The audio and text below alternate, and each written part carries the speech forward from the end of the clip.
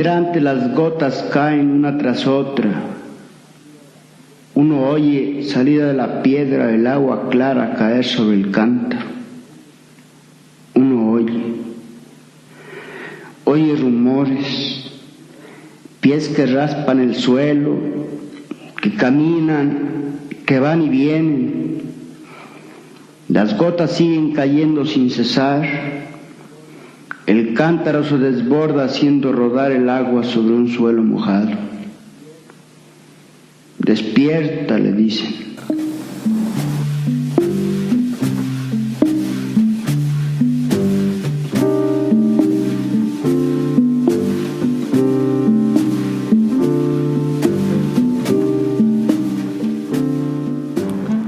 Muy buenas noches, amigos, bienvenidos a Terraza Literaria. Yo soy Pablo Reyes y es un placer contar con su preferencia esta noche. Como ya escucharon, nuestro invitado es el escritor Juan Rulfo. Pónganse cómodos, estamos por comenzar.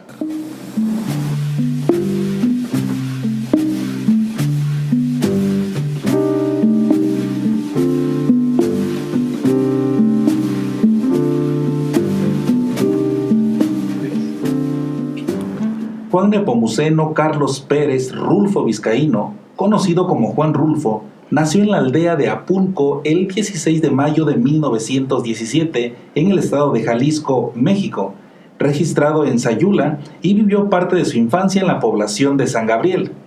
Como escritor, Rulfo se apropió de las experiencias que desgarran el precario orden familiar, la guerra, el despojo, la orfandad y de su región de origen, cuyo entorno inmediato fue el de las haciendas y el campo destruidos por la violencia de la Revolución Mexicana y la Revolución Cristera, que le arrebató a su padre. Por si fuera poco, 4 años después, aún siendo niño, padecería la muerte de su madre, quedando huérfano a sus escasos 11 años. En 1924 inició sus estudios de primaria. En 1929 se trasladó a San Gabriel y vivió con su abuela, pero posteriormente acabó en el orfanatorio Luis Silva, actualmente Instituto Luis Silva, en la ciudad de Guadalajara, del que el escritor obtuvo no muy buenos recuerdos, y en una entrevista de 1977, él mismo lo definió como una correccional. Sin embargo, la verdadera vida de Juan Rulfo está en su obra. El autor fue esencialmente un orfebre que permitió a la literatura remontarse a dimensiones inéditas para su época. Y ahora vamos a escuchar un fragmento de Pedro Páramo.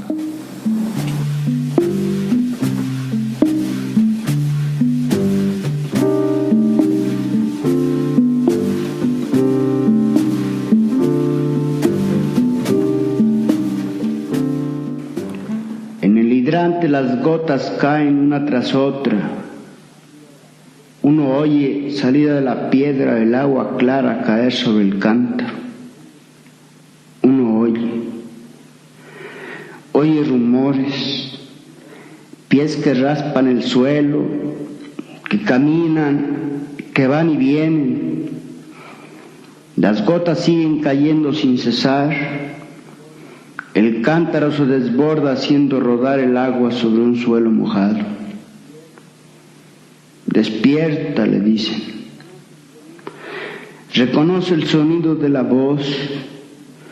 Trata de adivinar quién es, pero el cuerpo se afloja y cae adormecido, aplastado por el peso del sueño. Unas manos estiran las cobijas prendiéndose de ellas y debajo de su calor el cuerpo se esconde buscando la paz. Despiértate, vuelven a decir. La voz sacude los hombros, hace enderezar el cuerpo, entreabre los ojos. Se oyen las gotas de agua que caen del hidrante sobre el cántaro raso. Se oyen pasos que se arrastran y el llanto. Entonces oyó el llanto. Eso lo despertó. Un llanto suave, delgado, que quizá por delgado pudo traspasar la maraña del sueño llegando hasta el lugar donde anidan los sobresaltos. Se levantó despacio y vio la cara de una mujer recostada contra el marco de la puerta, oscurecida todavía por la noche, sollozando. ¿Por qué lloras, madre?, preguntó. Pues en cuanto puso los pies en el suelo, reconoció el rostro de su madre. Tu padre ha muerto, le dijo. Y luego, como si le hubieran soltado los resortes de su pena, se dio vuelta sobre sí misma una y otra vez, hasta que unas manos llegaron hasta sus hombros y lograron detener el rebullir de su cuerpo. Por la puerta se veía el amanecer en el cielo. No había estrellas, solo un cielo plomizo, gris, aún no aclarado por la luminosidad del sol. Una luz parda, como si no fuera a comenzar el día, sino como si apenas estuviera llegando el principio de la noche. Afuera, en el patio, los pasos, como de gente que ronda, ruidos callados. Y aquí, aquella mujer de pie en el umbral, su cuerpo impidiendo la llegada del día, dejando asomar a través de sus brazos retazos de cielo y debajo de sus pies regueros de luz. Una luz asperjada como si el suelo debajo de ella estuviera anegado en lágrimas. Y después el sollozo. Otra vez el llanto suave pero agudo y la pena haciendo retorcer su cuerpo.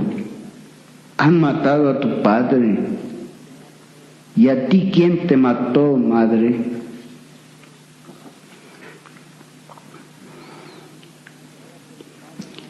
Estoy acostada en la misma cama donde murió mi madre hace ya muchos años, sobre el mismo colchón, bajo la misma cobija de lana negra con la cual nos envolvíamos las dos para dormir. Entonces yo dormía a su lado en un lugarcito que ella me hacía debajo de sus brazos. Creo sentir todavía el golpe pausado de su respiración, las palpitaciones y suspiros con que ella arrullaba mi sueño. Creo sentir la pena de su muerte. Pero esto es falso. Estoy aquí boca arriba pensando en aquel tiempo para olvidar mi soledad, porque no estoy acostada solo por un rato, y en la cama de mi madre, sino dentro de un cajón negro como el que se usa para enterrar a los muertos, porque estoy muerta. Siento el lugar en que estoy y pienso. Pienso cuando maduraban los limones, en el viento de febrero que rompía los tallos de los helechos antes de que el abandono los secara, los limones maduros que llenaban con su olor el viejo patio. El viento bajaba de las montañas en las mañanas de febrero y las nubes se quedaban allá arriba en espera de que el tiempo bueno las hiciera bajar al valle. Mientras tanto dejaban vacío el cielo azul, dejaban que la luz cayera en el juego del viento haciendo círculos sobre la tierra, removiendo el polvo y batiendo las ramas de los naranjos. Y los gorriones reían, picoteaban las hojas que el aire hacía caer y reían. Dejaban sus plumas entre las espinas de las ramas y perseguían a las mariposas y reían. Era esa época. En febrero, cuando las mañanas estaban llenas de viento, de gorriones y de luz, me acuerdo. Mi madre murió entonces, que yo debía haber gritado, que mis manos tenían que haberse hecho pedazos estrujando su desesperación. Así hubieras tú querido que fuera. Pero ¿acaso no era alegre aquella mañana? Por la puerta abierta entraba el aire quebrando las guías de la yedra. En mis piernas comenzaba a crecer el vello entre las venas y mis manos temblaban tibias al tocar mis senos. Los gorriones jugaban, y las lomas se mecían las espigas. Me dio lástima que ella ya no volviera a ver el juego del viento en los jazmines, que cerrara sus ojos a la luz de los días. Pero ¿por qué iba a llorar? ¿Te acuerdas, Justina? Acomodaste las sillas a lo largo del corredor para que la gente que viniera a verla esperara su turno. Estuvieron vacías. Y mi madre sola en medio de los cirios, su cara pálida y sus dientes blancos asomándose apenitas entre sus labios morados endurecidos por la amoratada muerte. Sus pestañas ya quietas, quieto ya su corazón. Tú y yo allí, rezando rezos interminables sin que ella oyera nada, sin que tú y yo oyéramos nada, todo perdido en la sonoridad del viento debajo de la noche. Planchaste su vestido negro almidonando el cuello y el puño de sus mangas para que sus manos se vieran nuevas, cruzadas sobre su pecho muerto, su viejo pecho amoroso sobre el que dormí en un tiempo y que me dio de comer y que palpitó para arrullar mis sueños. Nadie vino a verla. Así estuvo mejor. La muerte no se reparte como si fuera un bien. Nadie anda en busca de tristezas. Tocaron la aldaba y tú saliste. Ve tú, te dije. Yo veo borrosa la cara de la gente. Ya es que se vayan, que vienen por el dinero de las misas gregorianas. Ella no dejó ningún dinero, díselos, Justina, que no saldrá del purgatorio si no le rezan esas misas. ¿Quiénes son ellos para hacer la justicia, Justina? Dices que estoy loca. Está bien. Y tus sillas se quedaron vacías hasta que fuimos a enterrarla con aquellos hombres alquilados, sudando por un peso ajeno, extraños a cualquier pena. Cerraron la sepultura con arena mojada, bajaron el cajón despacio con la paciencia de su oficio, bajo el aire que les refrescaba su esfuerzo. Sus ojos fríos, indiferentes, dijeron: es tanto. Y tú les pagaste como quien compra una cosa, desanudando tu pañuelo húmedo de lágrimas, exprimido y vuelto a exprimir, y ahora guardando el dinero de los funerales. Y cuando ellos se fueron, te arrodillaste en el lugar donde había quedado su cara y besaste la tierra, y podrías haber abierto un agujero si yo no te hubiera dicho: vámonos, Justina, ella está en otra parte, aquí no hay más que una cosa muerta.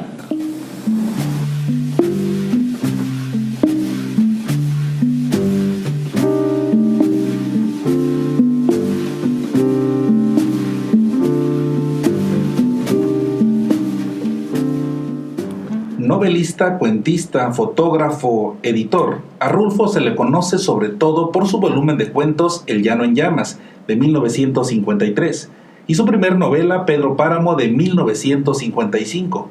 A partir de la aparición de estos títulos, mantuvo un contacto frecuente con el cine.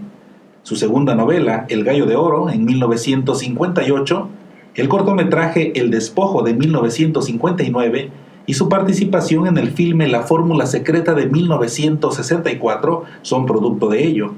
Durante las 2 últimas décadas de su vida, se encargó de editar en el Instituto Nacional Indigenista una de las colecciones de antropología contemporánea más importantes de México. En todas estas variadas manifestaciones, puede comprobarse que el pensamiento y las actividades de Rulfo se movieron al centro de poderosos polos: la ficción y la historia, la tradición literaria escrita y las riquísimas vertientes orales, la imagen verbal y la imagen fotográfica, la vanguardia estética y la innovadora superación de esta misma vanguardia, la cultura cristiana y la sólida pervivencia de culturas indígenas en México y en América, la modernidad laica y la vitalidad de concepciones del mundo distintas, pero en ningún modo inferiores, la antropología y la realidad presente, la geografía rural y la vertiginosa mutación del paisaje urbano, pares de conceptos que para el autor fueron retos y estímulos, unas veces en franco contraste y otras completamente en armonía. La obra de Rulfo, y sobre todo Pedro Páramo, es el parteaguas de la literatura mexicana que marca el fin de la novela revolucionaria, lo que permitió las experimentaciones narrativas, como es el caso de la generación del medio siglo en México o los escritores pertenecientes al boom latinoamericano. Juan Rulfo es conocido y considerado como uno de los más grandes escritores latinoamericanos del siglo XX. En sus obras se presenta una combinación de realidad y fantasía, cuya acción se desarrolla en escenarios rurales y posrevolucionarios de México. Sus personajes representan y reflejan la tipicidad del lugar con sus grandes problemas socioculturales, enhebradas en un mundo completamente quimérico. Y ahora vamos a escuchar Diles que no me maten.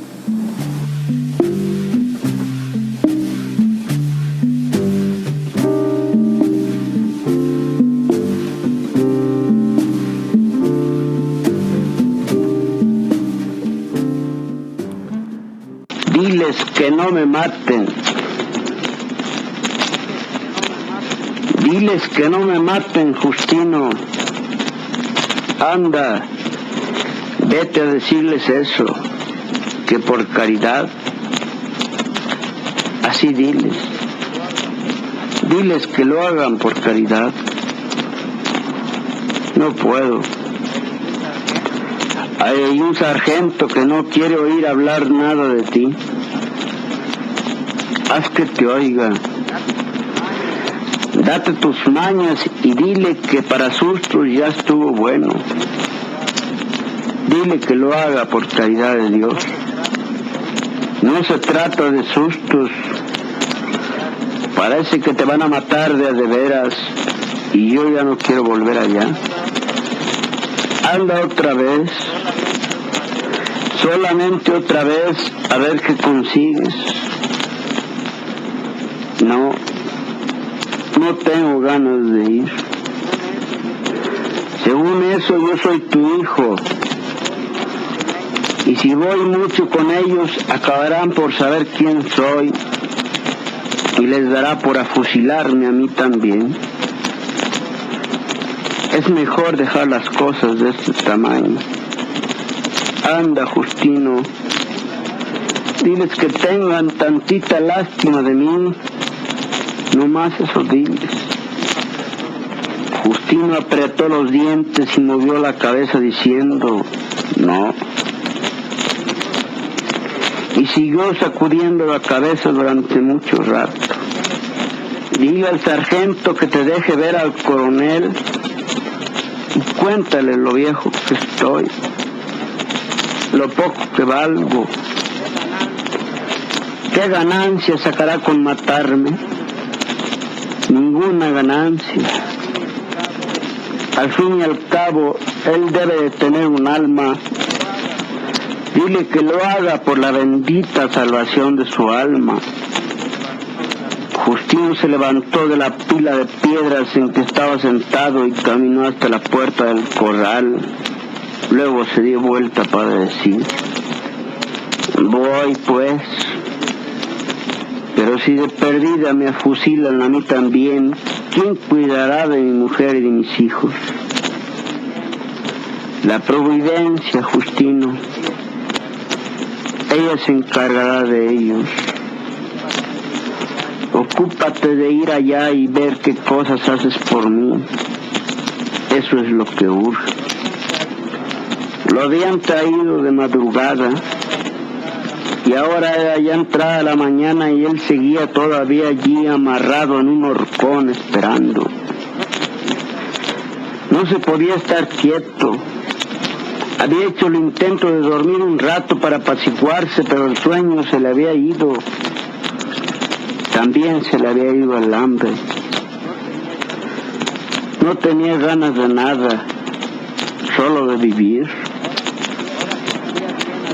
Ahora que sabía bien a bien que lo iban a matar, le habían entrado unas ganas tan grandes de vivir como solo las puede sentir un recién resucitado. ¿Quién le iba a decir que volvería a aquel asunto tan viejo, tan rancio, tan enterrado como creía que estaba? Aquel asunto de cuando tuvo que matar a don Lupe, no nada más por nomás, como quisieron hacerle ver los de Alima, sino porque tuvo sus razones. Él se acordaba. Don Lupe Terreros, el dueño de la Puerta de Piedra, por más años su compadre. Aquel Juvencio Nava tuvo que matar por eso, por ser el dueño de la Puerta de Piedra y que, siendo también su compadre, le negó el pasto para sus ganados. Primero se aguantó por puro compromiso, pero después, cuando la sequía, en que vio cómo se le morían unos tras otros animales hostigados por el hambre y que su compadre don Lupe seguía negándole la hierba de sus potreros, entonces fue cuando se puso a romper la cerca y a arriar la bola de animales flacos hasta las paraneras para que se hartaran de comer.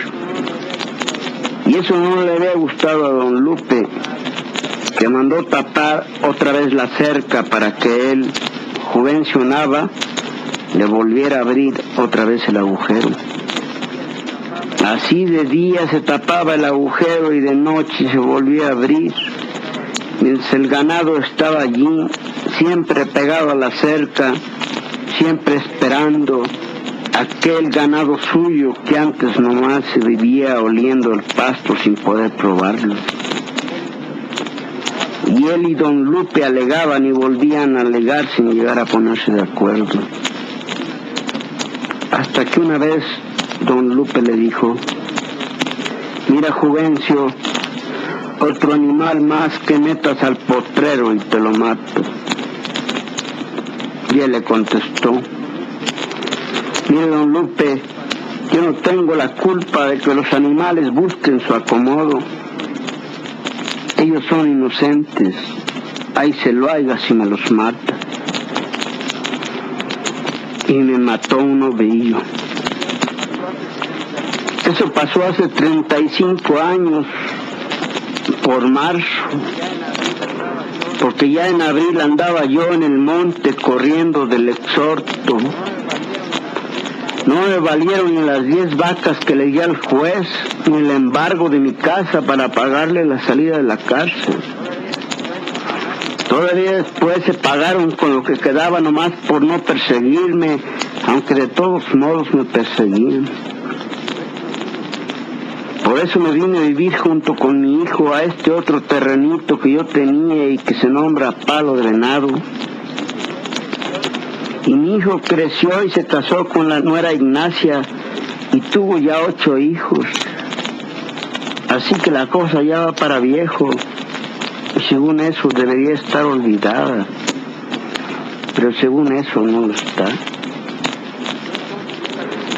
Yo entonces calculé que con unos 100 pesos quedaba arreglado todo. El difunto don Lupe era solo, solamente con su mujer y los 2 muchachitos todavía de agatas. Y la viuda pronto murió, también disque de pena. Y los muchachitos se los llevaron lejos, donde unos parientes. Así que por parte de ellos no había que tener miedo. Pero los demás se atuvieron a que yo andaba exhortado e enjuiciado para asustarme y seguir robándome. Cada que llegaba alguien al pueblo me avisaban: por ahí andan unos fuereños, Juvencio.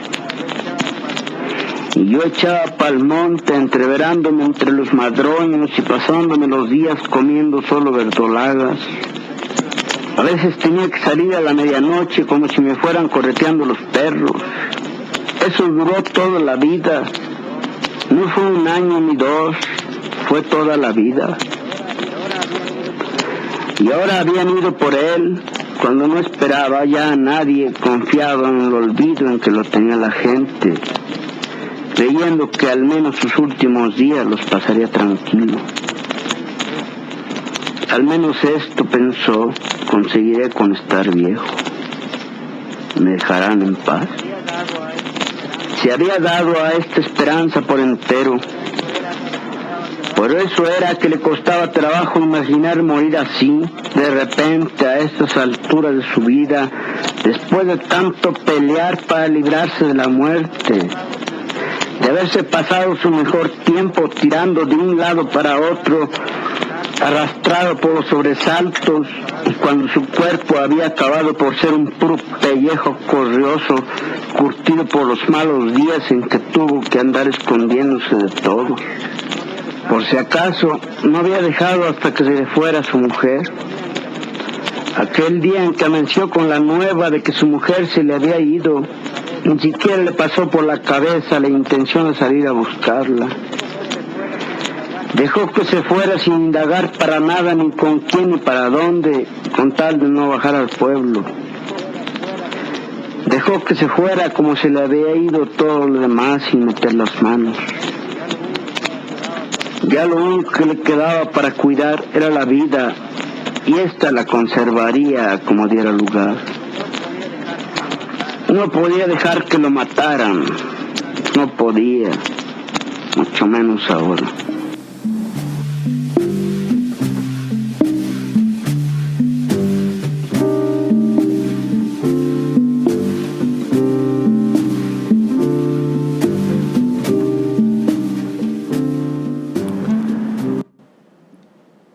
En 1933, Juan Rulfo intentó ingresar a la Universidad de Guadalajara, pero al estar en huelga, optó por trasladarse a la Ciudad de México.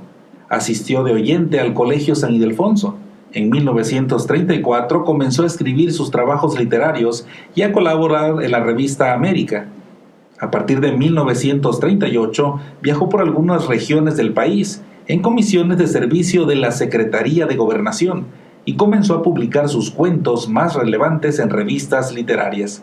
A partir de 1946 se dedicó también a la labor fotográfica, en la que realizó notables composiciones. Trabajó para la compañía Goodrich Euskadi de 1946 a 1952 como agente viajero. En 1947 se casó con Clara Angelina Aparicio Reyes, con quien tuvo 4 hijos: Claudia Berenice, Juan Francisco, Juan Pablo y Juan Carlos. De 1954 a 1957 fue colaborador de la Comisión del Papaloapan y editor en el Instituto Nacional Indigenista en la Ciudad de México. En 1930 participó en la revista México.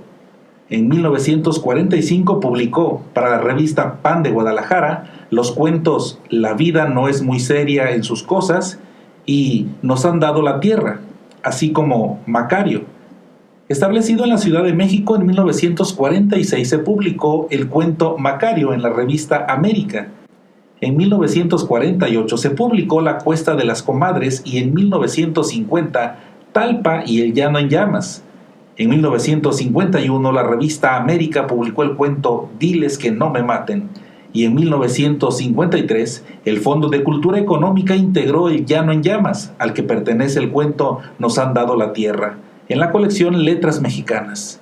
En 1955 se publicó Pedro Páramo.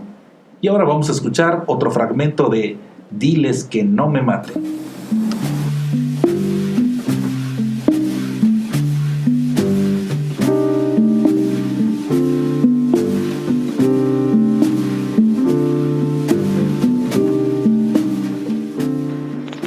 No podía acostumbrarse a la idea de que lo mataran.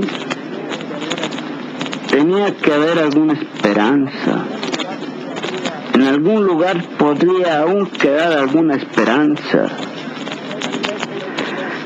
Tal vez ellos se hubieran equivocado. Quizá buscaban a otro Juvencio Nava y no al Juvencio Nava que era él. Caminó entre aquellos hombres en silencio con los brazos caídos. La madrugada era oscura, sin estrellas. El viento soplaba despacio, se llevaba la tierra seca y traía más, llena de ese olor como de orines que tiene el polvo de los caminos. Sus ojos, que se habían apeñuscado con los años, venían viendo la tierra aquí abajo de sus pies a pesar de la oscuridad. Allí en la tierra estaba toda su vida. 60 años de vivir sobre de ella, de encerrarla entre sus manos, de haberla probado como se prueba el sabor de la carne. Se vino un largo rato desmenuzándola con los ojos, saboreando cada pedazo como si fuera el último, sabiendo casi que sería el último. Luego, como queriendo decir algo, miraba a los hombres que iban junto a él. Iba a decirles que lo soltaran, que lo dejaran que se fuera. Yo no le he hecho daño a nadie, muchachos, iba a decirles, pero se quedaba callado. Más adelantito se los diré, pensaba, y solo los veía. Podía hasta imaginar que eran sus amigos, pero no quería hacerlo. No lo eran. No sabía quiénes eran. Los veía a su lado ladeándose y agachándose de vez en cuando para ver por dónde seguía el camino. Los había visto por primera vez al pardear de la tarde, en esa hora desteñida en que todo parece chamuscado. Habían atravesado los surcos pisando la milpa tierna, y él había bajado a eso, a decirles que allí estaba comenzando a crecer la milpa, pero ellos no se detuvieron. Los había visto con tiempo. Siempre tuvo la suerte de ver con tiempo todo. Pudo haberse escondido, caminar unas cuantas horas por el cerro mientras ellos se iban y después volver a bajar. Al fin y al cabo la milpa no se lograría de ningún modo. Ya era tiempo de que hubieran venido las aguas, y las aguas no aparecían, y la milpa comenzaba a marchitarse. Así que ni valía la pena de haber bajado, haberse metido entre aquellos hombres como en un agujero para ya no volver a salir. Y ahora seguía junto a ellos aguantándose las ganas de decirles que lo soltaran. No les veía la cara, solo veía los bultos que se repegaban o se separaban de él. De manera que cuando se puso a hablar no supo si lo habían oído. Dijo: yo nunca le he hecho daño a nadie, pero nada cambió. Ninguno de los bultos pareció darse cuenta. Las caras no se volvieron a verlo, siguieron igual como si hubieran venido dormidos. Entonces pensó que no tenía nada más que decir, que tendría que buscar la esperanza en algún otro lado. Dejó caer otra vez los brazos y entró en las primeras casas del pueblo en medio de aquellos 4 hombres oscurecidos por el color negro de la noche. Mi coronel, aquí está el hombre. Se habían detenido delante del boquete de la puerta. Él con el sombrero en la mano por respeto, esperando ver salir a alguien, pero solo salió la voz. ¿Cuál hombre?, preguntaron. El de palo de venado, mi coronel, el que usted nos mandó traer. Pregúntale que si ha vivido alguna vez en la Lima, volvió a decir la voz de allá adentro. Hey tú, que si has habitado en la Lima, repitió la pregunta el sargento que estaba frente a él. Sí. Dile al coronel que de allá mismo soy y que allí he vivido hasta hace poco. Pregúntale que si conoció a Guadalupe Terreros, que dice que si conociste a Guadalupe Terreros, a don Lupe. Sí, dile que sí lo conocí, ya murió. Entonces la voz de allá adentro cambió de tono. Ya sé que murió, dijo. Y siguió hablando como si platicara con alguien allá al otro lado de la pared de carrizos. Guadalupe Terreros era mi padre. Cuando crecí lo busqué, me dijeron que estaba muerto. Es algo difícil crecer sabiendo que la cosa de donde podemos agarrarnos para enraizar está muerta. Con nosotros eso pasó. Luego supe que lo habían matado a machetazos, clavándole después una pica de buey en el estómago. Me contaron que duró más de 2 días perdido y cuando lo encontraron tirado en un arroyo todavía estaba agonizando y pidiendo el encargo que le cuidaran a su familia. Esto con el tiempo parece olvidarse. Uno trata de olvidarlo. Lo que no se olvida es llegar a saber que el que hizo aquello está aún vivo, alimentando su alma podrida con la ilusión de la vida eterna. No podría perdonar a aunque no lo conozco, pero el hecho de que se haya puesto en el lugar donde yo sé que está me da ánimos para acabar con él. No puedo perdonarle que siga viviendo. No debía haber nacido nunca. Desde acá, desde afuera, se oyó bien claro cuanto dijo. Después ordenó: llévenselo y amárrenlo un rato para que padezca y luego fusílenlo.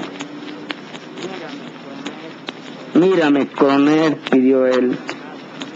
Ya no valgo nada. No tardaré en morirme solito, derrengado de viejo. No me mates. Llévenselo, volvió a decir la voz de adentro. Ya he pagado, coronel. He pagado muchas veces. Todo me lo quitaron. Me castigaron de muchos modos. Me he pasado cosa de 40 años escondido como un apestado, siempre con el pálpito de que en cualquier rato me matarían. No merezco morir así, coronel. Déjame que al menos el Señor me perdone. No me mates. Diles que no me maten. Estaba allí como si lo hubieran golpeado, sacudiendo su sombrero contra la tierra, gritando. Enseguida la voz de allá adentro dijo: amárrenlo y denle algo de beber hasta que se emborrache para que no le duelan los tiros. Ahora por fin se había apaciguado. Estaba allí arrinconado al pie del horcón. Había venido su hijo Justino, y su hijo Justino se había ido y había vuelto, y ahora otra vez venía. Lo echó encima del burro, lo apretaló bien apretado al aparejo para que no se fuera a caer por el camino. Le metió la cabeza dentro de un costal para que no diera mala impresión, y luego le hizo pelos al burro y se fueron, arrebiatados, deprisa, para llegar a Palo de Venado todavía con tiempo para arreglar el velorio del difunto. Tu nuera y los nietos te extrañarán, iba diciéndole. Te mirarán la cara y creerán que no eres tú. Se les afigurará que te ha comido el coyote cuando te vean con esa cara tan llena de boquetes por tanto tiro de gracia como te dieron.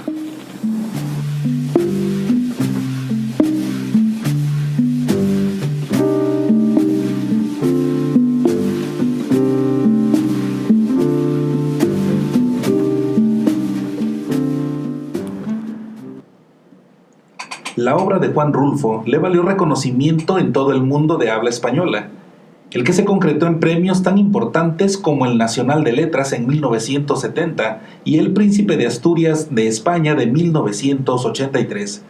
Su obra fue traducida a numerosos idiomas. En 1953 apareció el primero de ellos, El Llano en Llamas, que incluía 17 narraciones, algunas de ellas situadas en la mítica Comala, que son verdaderas obras maestras de la producción cuentística. En 1955 sale a la luz Pedro Páramo, la primer novela que escribió Juan Rulfo.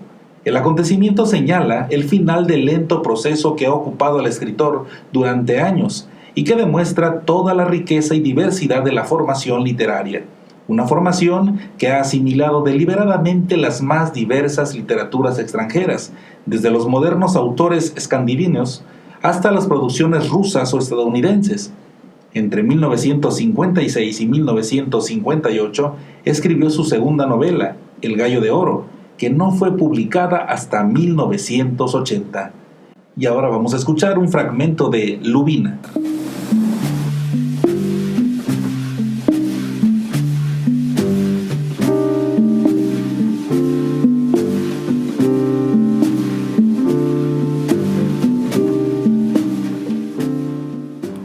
De los cerros altos del sur, el de Lubina es el más alto y el más pedregoso.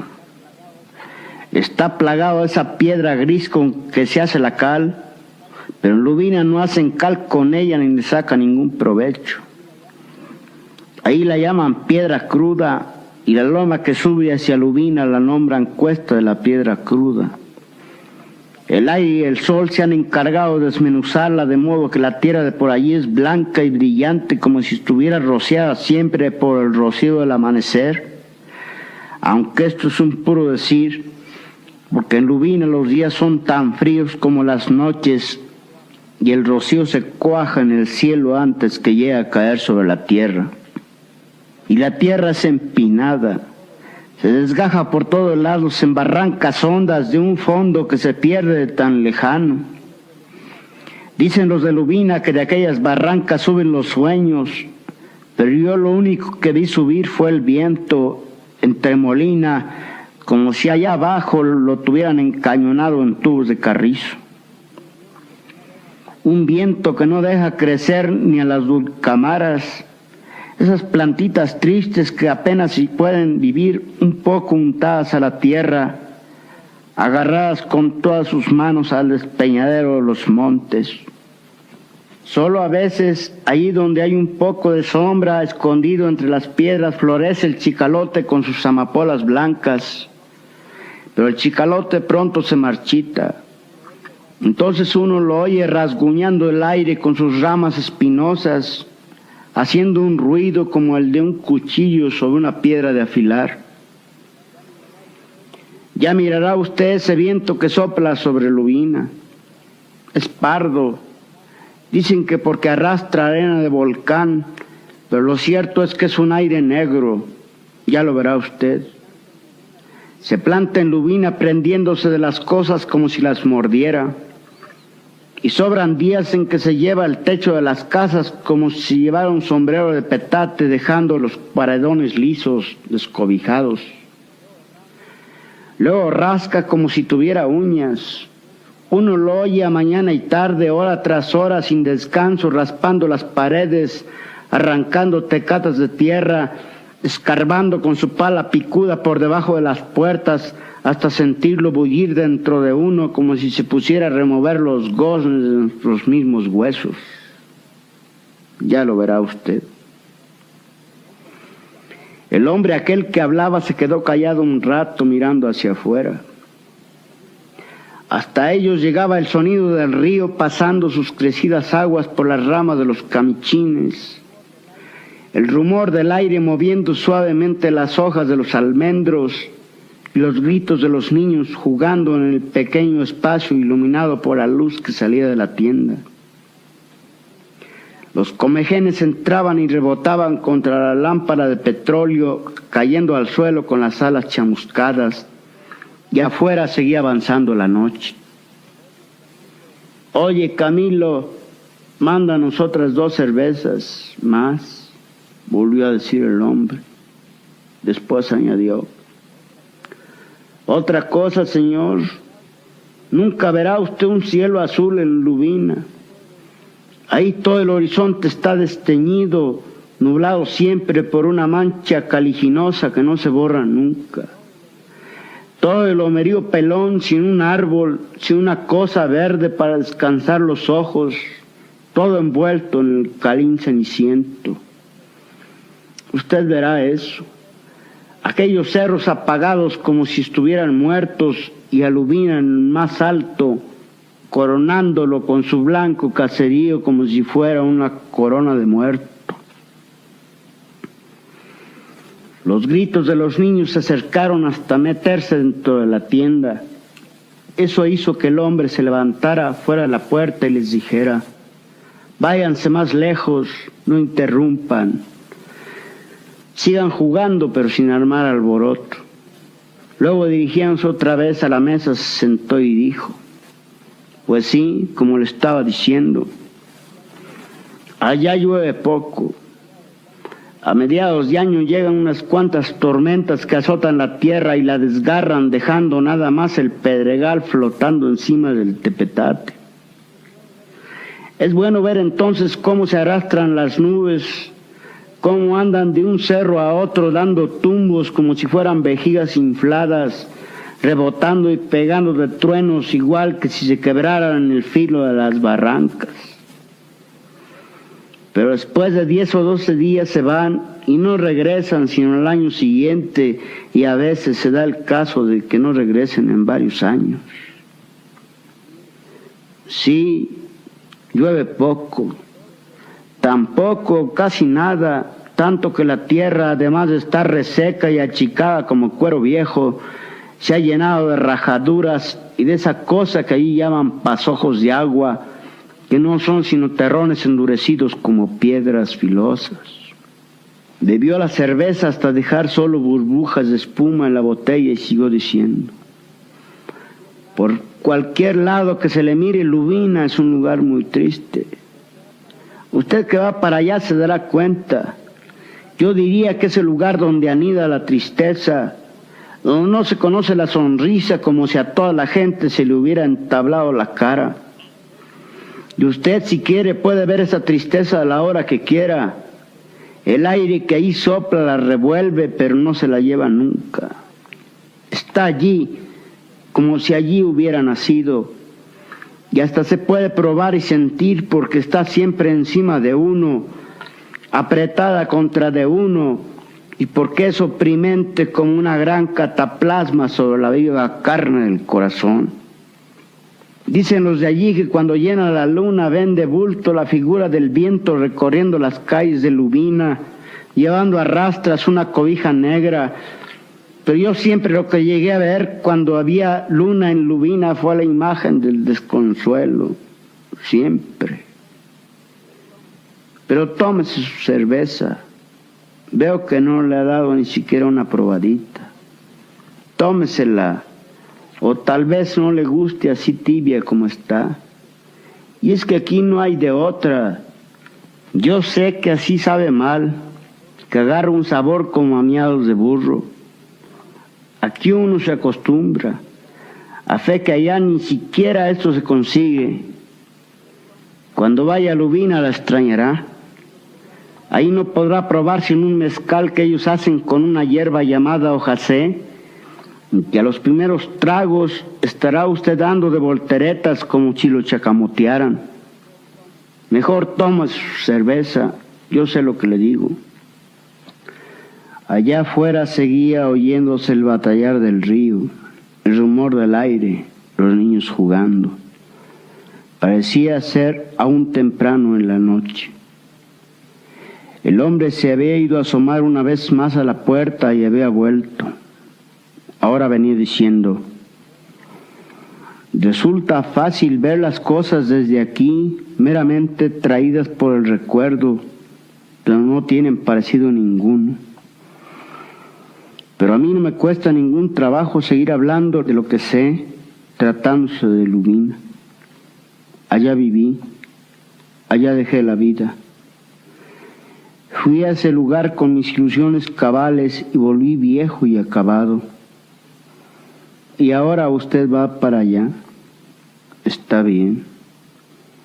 Me parece recordar el principio. Me pongo en su lugar y pienso, mire usted, cuando yo llegué por primera vez a Lubina, pero me permite antes que me tome su cerveza, veo que usted no le hace caso y ahí me sirve de mucho, me alivia. Siento como si me enjuagaran la cabeza con aceite alcanforado. Bueno, le contaba que cuando yo llegué por primera vez a Lubina, el arriero que nos llevó no quiso dejar ni siquiera que descansaran las bestias. En cuanto nos puso en el suelo, se dio media vuelta. Yo me vuelvo, nos dijo. Espera, ¿no vas a dejar sestear tus animales? Están muy aporreados. Aquí se fregarían más, nos dijo. Mejor me vuelvo. Y se fue, dejándose caer por la cuesta de la piedra cruda, espoleando sus caballos como si se alejara de algún lugar endemoniado. Nosotros, mi mujer y mis hijos, nos quedamos allí, parados en mitad de la plaza con todos nuestros ajuares en los brazos, en medio de aquel lugar donde solo se oía el viento.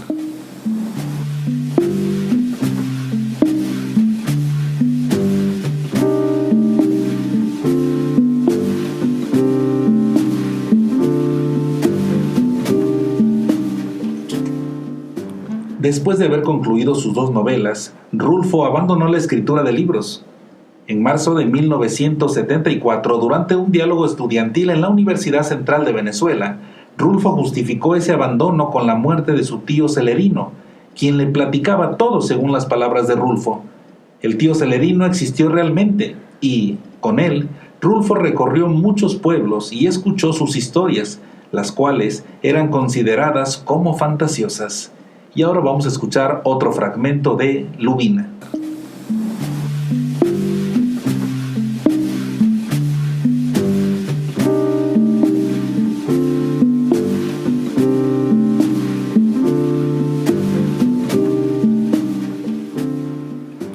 Una plaza sola, sin una sola hierba para detener el aire. Ahí nos quedamos. Entonces yo le pregunté a mi mujer, ¿en qué país estamos, Agripina? Y ella se alzó de hombros. Bueno, si no te importa, ve a buscar dónde comer y dónde pasar la noche. Aquí te aguardamos, le dije. Ella agarró al más pequeño de sus hijos y se fue, pero no regresó. Al atardecer, cuando el sol alumbraba solo las puntas de los cerros, fuimos a buscarla.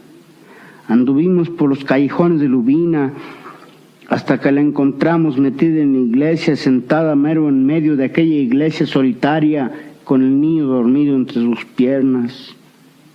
¿Qué haces aquí, Agripina? Entré a rezar, nos dijo. ¿Para qué?, le pregunté yo. Y ella se alzó de hombros. Allí no había a quien rezarle.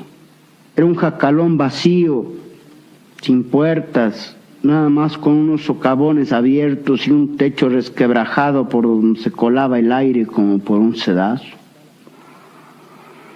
¿Dónde está la fonda? No hay ninguna fonda. ¿Y el mesón? No hay ningún mesón. ¿Viste a alguien? ¿Vive alguien aquí?, le pregunté. Sí, allí enfrente, unas mujeres, las sigo viendo. Mira, allí tras las rendijas de esa puerta veo brillar los ojos que nos miran. Han estado asomándose para acá, míralas. Veo las bolas brillantes de sus ojos, pero no tienen que darnos de comer. Me dijeron sin sacar la cabeza que en este pueblo no había de comer. Entonces entré aquí a rezar, a pedirle a Dios por nosotros. ¿Por qué no regresaste allá? Te estuvimos esperando. Entré aquí a rezar, no he terminado todavía. ¿En qué país estamos, Agripina? Y ella volvió a alzarse de hombros. Aquella noche nos acomodamos para dormir en un rincón de la iglesia detrás del altar desmantelado. Hasta allí llegaba el viento, aunque un poco menos fuerte. Lo estuvimos oyendo pasar por encima de nosotros con sus largos aullidos.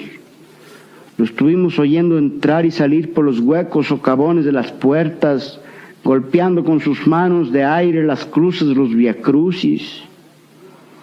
Unas cruces grandes y duras hechas con palo de mezquite que colgaban de las paredes a todo lo largo de la iglesia, amarradas con alambres que rechinaban a cada sacudida del viento como si fuera un rechinar de dientes.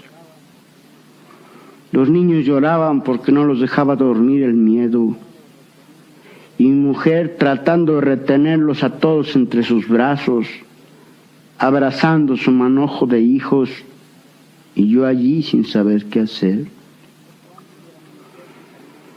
Poco antes del amanecer se calmó el viento, después regresó, pero hubo un momento en esa madrugada en que todo se quedó tranquilo, como si el cielo se hubiera juntado con la tierra, aplastando los ruidos con su peso. Se oía la respiración de los niños ya descansada, oía el resuello de mi mujer allí a mi lado. ¿Qué es?, me dijo. ¿Qué es qué?, le pregunté. Eso, el ruido ese. Es el silencio. Duérmete, descansa, aunque sea un poquito, que ya va a amanecer. Pero al rato oí yo también. Era como un aletear de murciélagos en la oscuridad muy cerca de nosotros, de murciélagos de grandes alas que rozaban el suelo. Me levanté y se oyó el aletear más fuerte, como si la parvada de murciélagos se hubiera espantado y volara hacia los agujeros de las puertas. Entonces caminé de puntitas hacia allá, sintiendo delante de mí aquel murmullo sordo. Me detuve en la puerta y las vi. Vi a todas las mujeres de Lubina con su cántaro al hombro, con el rebozo colgado de su cabeza y sus figuras negras sobre el negro fondo de la noche. ¿Qué quieren?, les pregunté. ¿Qué buscan a estas horas? Una de ellas respondió: vamos por agua. Las vi paradas frente a mí mirándome, luego como si fueran sombras se echaron a caminar calle abajo con sus negros cántaros. No se me olvidará jamás esa primera noche que pasé en Lubina. ¿No cree usted que esto se merece otro trago? Aunque sea nomás para que se me quite el mal sabor del recuerdo. Me parece que usted me preguntó cuántos años estuve en Lubina, ¿verdad? La verdad es que no lo sé. Perdí la noción del tiempo desde que las fiebres me lo enrevesaron, pero debió haber sido una eternidad. Y es que allí el tiempo es muy largo. Nadie lleva la cuenta de las horas, ni a nadie le preocupa cómo van amontonándose los años. Los días comienzan y se acaban, luego viene la noche. Solamente el día y la noche hasta el día de la muerte, que para ellos es una esperanza. Usted debe pensar que le estoy dando vueltas a una misma idea. Y así es, sí, señor. Estar sentado en el umbral de la puerta mirando la salida y la puesta del sol, subiendo y bajando la cabeza hasta que acaban aflojándose los resortes, y entonces todo se queda quieto, sin tiempo, como si viviera siempre en la eternidad. Eso hacen allí los viejos. Porque en Lubina solo viven los puros viejos y los que todavía no han nacido, como quien dice.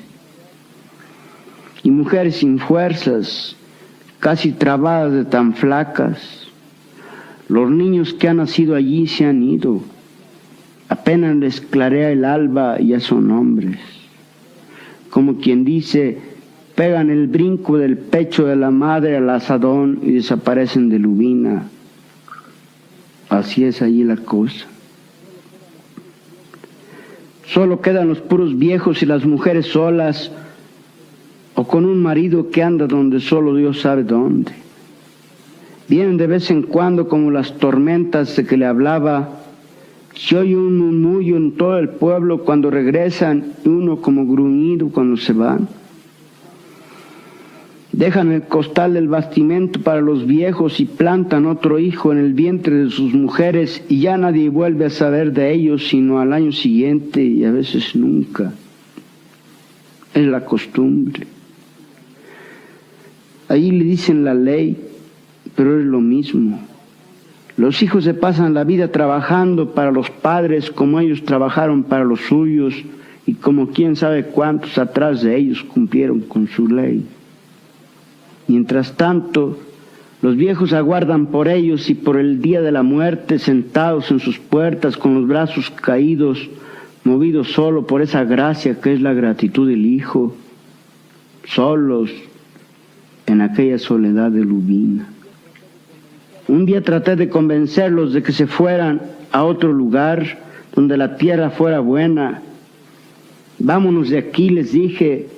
No nos faltará el modo de acomodarnos en alguna parte, el gobierno nos ayudará. Ellos me oyeron sin parpadear, mirándome desde el fondo de sus ojos de los que solo se asomaba una lucecita allá muy adentro. Dices que el gobierno nos ayudará, profesor. ¿Tú conoces al gobierno? Les dije que sí. También nosotros lo conocemos, da esa casualidad. De lo que no sabemos nada es de la madre del gobierno. Yo les dije que era la patria.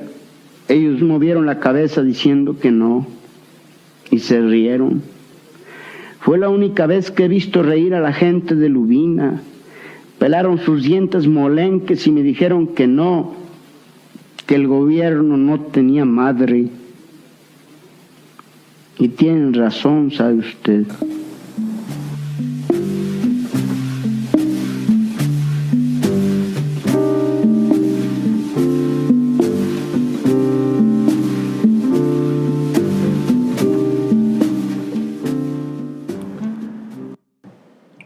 Juan Rulfo fue un hombre incansable, viajero, y participó de varios congresos y encuentros internacionales. Obtuvo varios premios, por ejemplo, el premio Javier Villaurrutia en 1955 por su novela Pedro Páramo. Fue ganador del Premio Nacional de Literatura por el Gobierno Federal de México en 1970. En 1974 viajó a Europa para participar en el Congreso de Estudiantes de la Universidad de Varsovia. Fue invitado a integrarse a la comitiva presidencial viajando por Alemania, Checoslovaquia, Austria y Francia. El 9 de julio de 1976 fue elegido miembro de la Academia Mexicana de la Lengua. Rulfo ganó el Premio Príncipe de Asturias de España en 1983. Y ahora vamos a escuchar un fragmento de Talpa.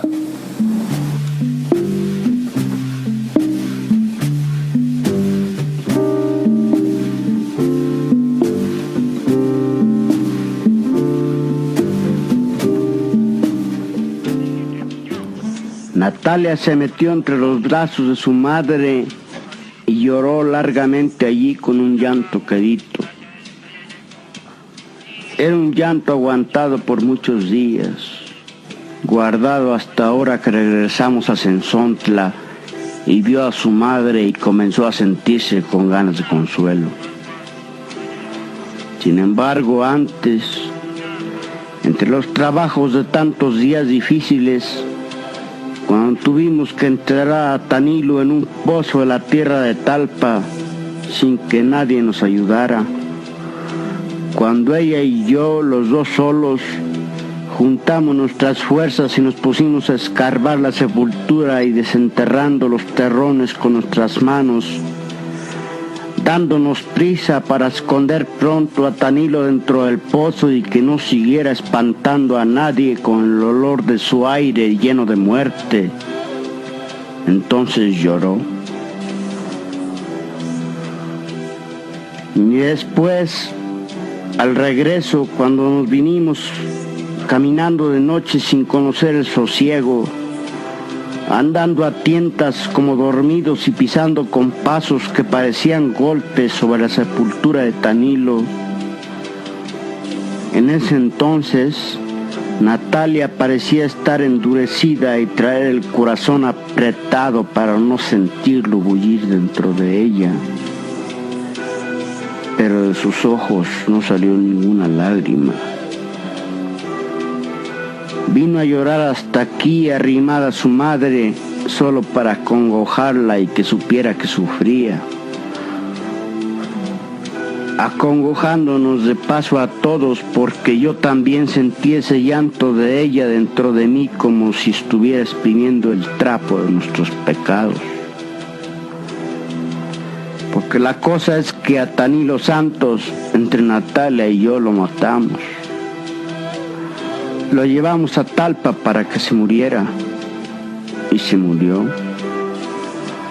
Sabíamos que no aguantaría tanto camino, pero así todo lo llevamos empujándolo entre los dos, pensando acabar con él para siempre. Eso hicimos. La idea de ir a Talpa salió de mi hermano Tanilo. A él se le ocurrió primero que a nadie. Desde hacía años que estaba pidiendo que lo llevaran. Desde hacía años. Desde aquel día en que amaneció con unas ampollas moradas repartidas en los brazos y en las piernas, cuando después las ampollas se le convirtieron en llagas por donde no salía nada de sangre y sí una cosa amarilla como goma de copal que destilaba agua espesa.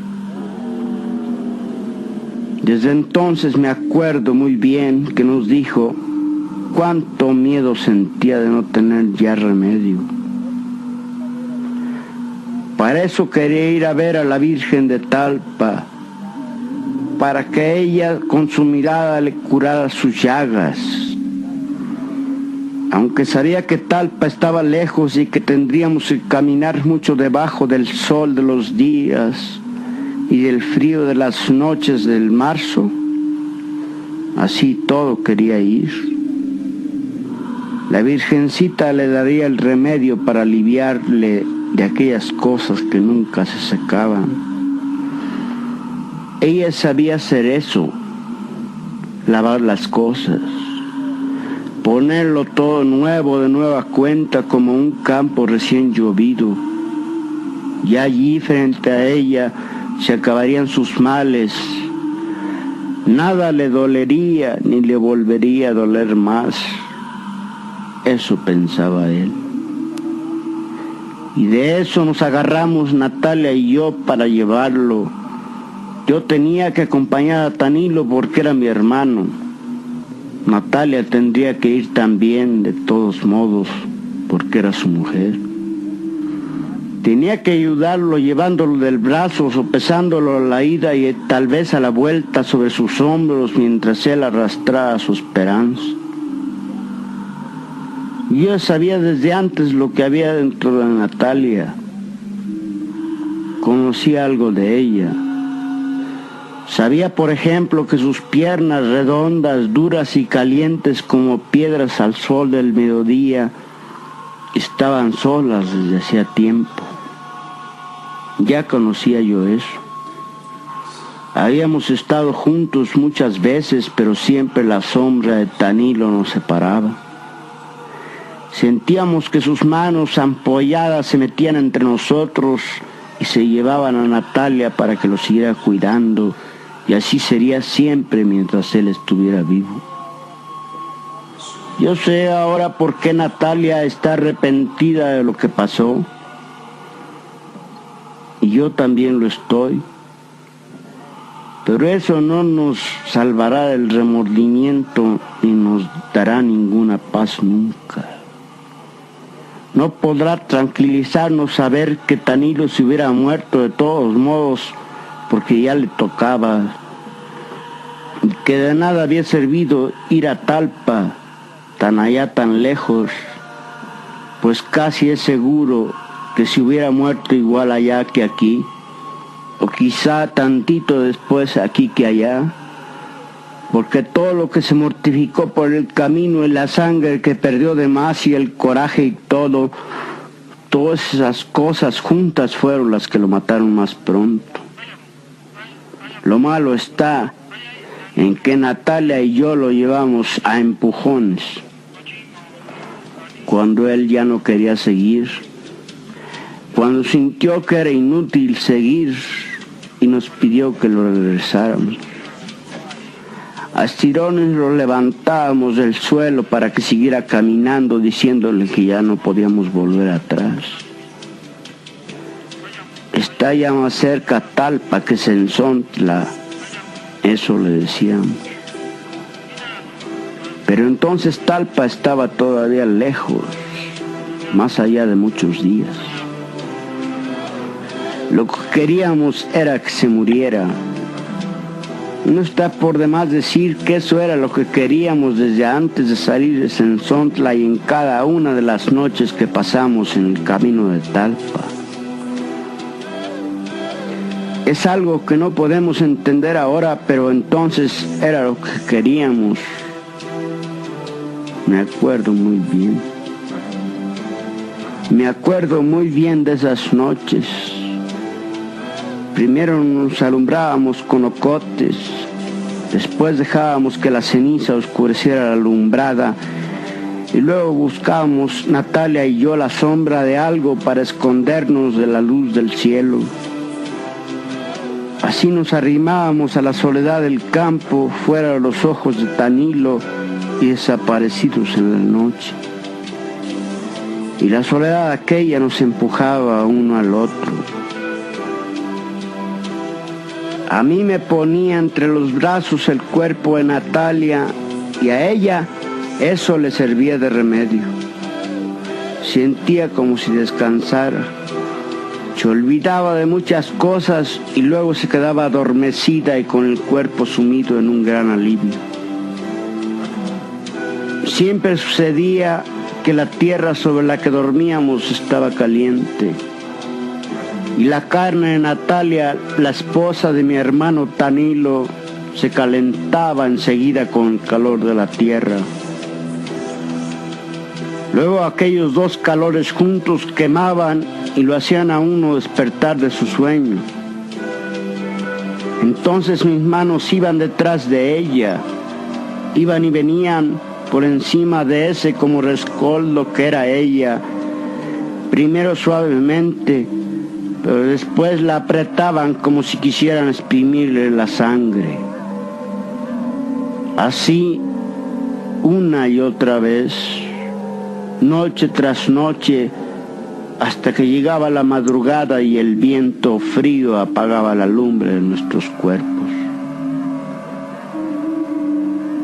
Eso hacíamos Natalia y yo a un lado del camino de Talpa cuando llevamos a Tanilo para que la Virgen lo aliviara. Ahora todo ha pasado. Tanilo se alivió hasta de vivir.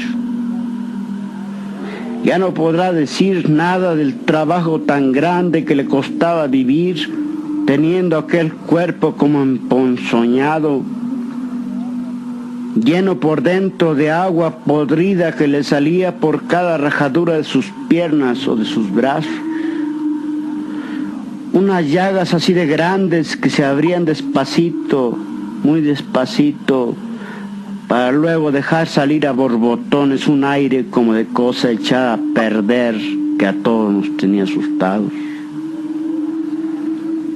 Pero ahora que está muerto la cosa se ve de otro modo. Ahora Natalia llora por él, tal vez para que él vea desde donde está todo el gran remordimiento que lleva encima de su alma. Ella dice que ha sentido la cara de Tanilo estos últimos días.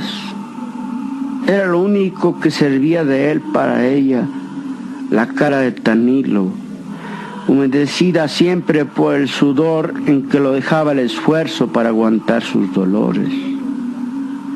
La sintió acercándose hasta su boca escondiéndose entre sus cabellos, pidiéndole con una voz a penitas que lo ayudara. Dice que le dijo que ya se había curado por fin, que ya no le molestaba ningún dolor. Ya puedo estar contigo, Natalia. Ayúdame a estar contigo. Dice que eso le dijo.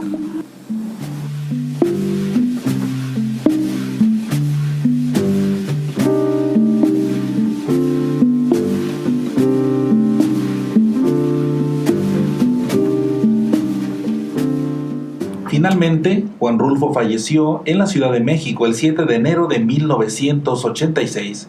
Desde entonces sigue siendo uno de los escritores mexicanos más leídos en el país y en el extranjero. Sus títulos han sido traducidos a decenas de idiomas y su obra literaria y fotográfica sigue siendo motivo de innumerables estudios, homenajes y reapropiaciones. De su obra existen traducciones al alemán, italiano, francés y portugués, entre otras lenguas. Además es un referente obligatorio en la literatura mexicana y latinoamericana. Entre sus obras podemos hablar de cuentos como La vida no es muy seria en sus cosas, El llano en llamas, Un pedazo de noche, Talpa, y de novelas podemos hablar de Pedro Páramo y El gallo de oro. Póstumo a Juan Rulfo, un tríptico para Juan Rulfo, poesía, fotografía, crítica y coordinado por Víctor Jiménez, Alberto Vital y Jorge Cepeda, en el 2006. Por tu enorme aportación a la literatura, muchísimas gracias, Juan Rulfo.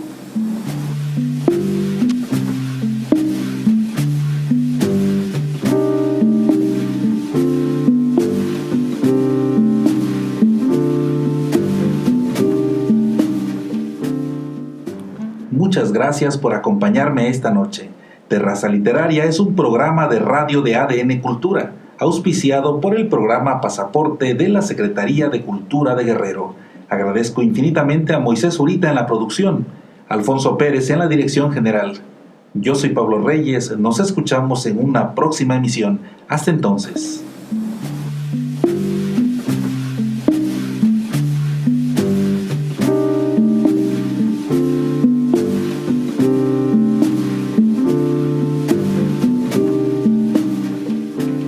Algún día llegaría la noche. En eso pensábamos. Llegará la noche y nos pondremos a descansar.